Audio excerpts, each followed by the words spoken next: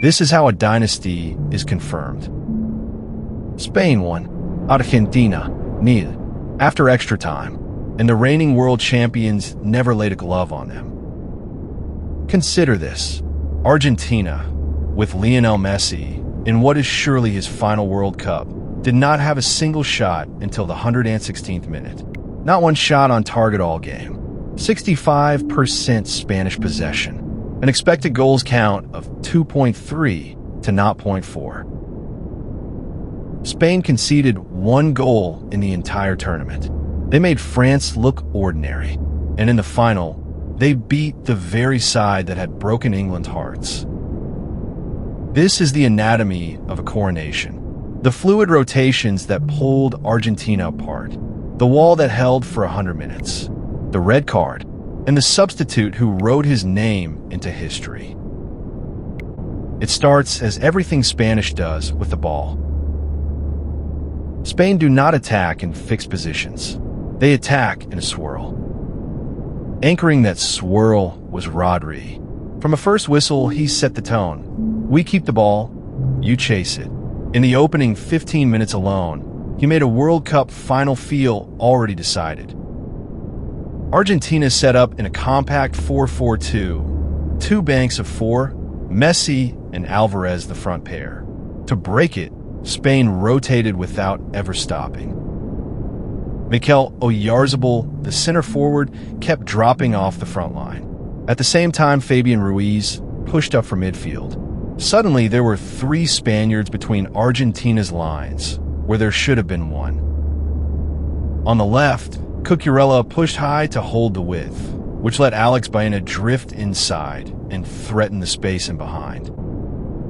On the right, Porro sat deeper for balance, and that freed Lamine Yamal to do what he does best, take his man on 1 against 1. At the heart of it all was a 3 against 2 in the center. Baena's run drags a defender away. Cubarsi steps in free, and the ball slides into Dani Olmo between the lines. And if the defenders jumped out to stop that, Spain simply went in behind them instead. Every answer had a counter. For long spells, Spain were playing a different game entirely. But Argentina did not come to the final to be admired. They came to survive. And for a long time, they survived brilliantly. The block was deep and disciplined. Romero and Lisandro Martinez sat ready to drop, killing any temptation for Spain to play in behind. The cleverness was in the timing. Argentina's center backs held their line, then jumped out to meet Spain's free man at the exact instant the ball arrived. Romero on Olmo is the picture of it. The pass lands, and so does Romero. Up front, Argentina paid a heavy price. Julian Alvarez was left completely alone, chasing 2 center backs and a goalkeeper by himself. Spain toyed with him, cat and mouse, and ran him into the ground. Messi, starve of the ball, drifted to the right touchline and waited. By full time, he had touched it barely 36 times, less than half as usual. A king with nothing to rule. But survival was costing Argentina dearly. Lisandro Martinez limped off injured before halftime. Then Romero on the hour. 2 center backs gone. They were defending the biggest game on earth and losing their best defenders 1 by 1. In the second half, Spain turned the screw and a substitute turned the dial. Pedri came on and the tempo sharpened. The passing got quicker, the runs got braver, and the 35 minutes that followed were Spain at their absolute peak. Olmo would sit between the lines. Tagliafico would step out to Yamal on the touchline, and in that instant Olmo spun in behind, dragging the whole back line out of shape. One such move ended in a cutback that only a desperate, last-ditch block kept away from Cucurella and an empty net. Argentina's answer was to sink deeper still. Leandro Paredes dropped in to make a temporary back 5, trying to plug every gap. But the deeper they sank, the more they invited. Spain's rest defense pushed right up to the halfway line, and every Argentine clearance came straight back like the tide. Wave after wave after wave. For all their control, Spain still could not find the goal. And with the minutes ticking down came the first flicker of doubt.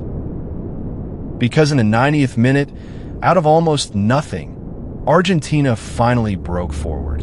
Their best moment of the entire match.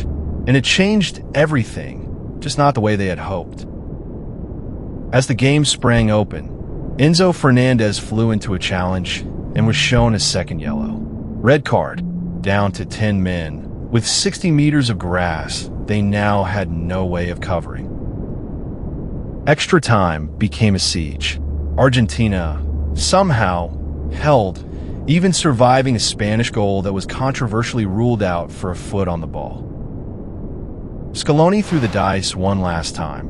A 5-3-1, Marcos Senesi on, everything committed to survival. 11 men had become 10. 2 center backs were gone. There was nothing left but will. But you cannot survive Spain forever. The winner came from the smallest of cracks, and from the men off the bench. Straight from the restart of extra time, Spain switched the ball clean across the pitch. Pedro Porro floated it in from the right, and at the back post, substitute Nico Williams timed his run across Nahuel Molina, who was caught under the flight of it. Williams didn't shoot. He nodded it down into the exact patch of space Argentina's 5-3-1 had left open. And arriving there, ahead of the tired midfield, was another substitute, Ferran Torres. Giuliano Simeone was a step slow. Paredes, dragged to the far side, could not get back. Torres took it first time and buried it. The goal Spain's dominance had demanded all afternoon. 1-0, world champions. Spain's second World Cup after 2010. Rodri, the player of the tournament, lifting the trophy he had conducted them to, and Luis de la Fuente, the Nations League, the European Championship, and now the World Cup, a clean sweep almost no manager in history can match. Beside him, Pau Cubarsí, 19 years old, and the tournament's best young player, reading out every Argentine break before it began. And in goal, Unai Simon, beaten just once in the entire competition. A team built to win from every angle. Rodri put the secret simply.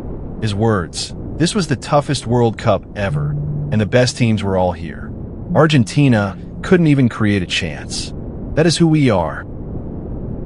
At the final whistle, there were tears for Messi, the greatest player of his generation, almost certainly bidding farewell to the World Cup in a shirt that had finally run out of magic. For Argentina, and for Messi, one final too far. They gave everything they had left. Spain were simply better. Scaloni said so himself.